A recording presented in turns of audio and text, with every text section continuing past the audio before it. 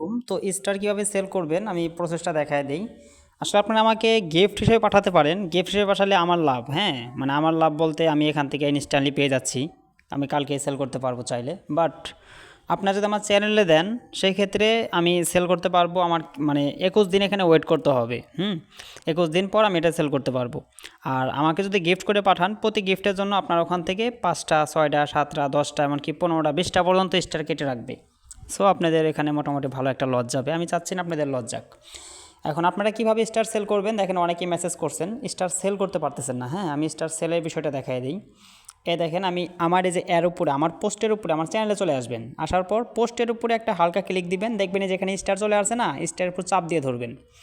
চাপ দিয়ে ধরার পর আপনি যে কয়টা স্টার সেল করবেন মিনিমাম 100। হ্যাঁ, আপনি ধরেন আমি এখানে 10টা স্টার দিব, 10 দিলাম, তারপর এখানে সেন্টে ক্লিক করব। দেখেন আমার স্টারটা কিন্তু চলে গেছে, মানে এখানে 10 স্টার হয়ে গেছে।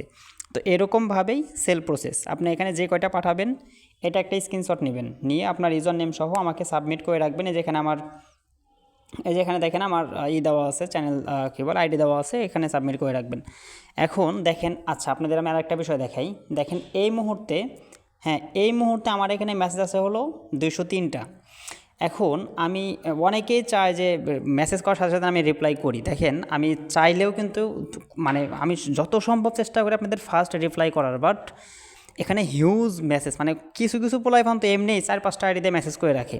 আপনি এরকম না কইরা সবাই একটু ওয়েট করবেন, আমি সবাইকেই রিপ্লাই করব। হ্যাঁ, যদি আপনি এখানে স্টার পাঠায় থাকেন তাহলে সবাইকে রিপ্লাই করবো। আর মিনিমাম 100, এর নিচে কেউ স্টার পাঠায়েন না, মানে বিকাশ লিমিট শেষ হয়ে যাবে, এদিকে লক্ষ্য রেখে বলতেছি। ঠিক আছে, তাহলে এরকমভাবে সেন্ড করেন। আর রিপ্লাই পেতে একটু লেট হতে পারে, বাট কেউ হতাশ হবেন না। এখনও পর্যন্ত কেউ আমাদের এখানে এসে প্রতারিত, মানে আমাদের সাথে প্রতারিত হন নাই, হবেনও না ইনশাল্লাহ।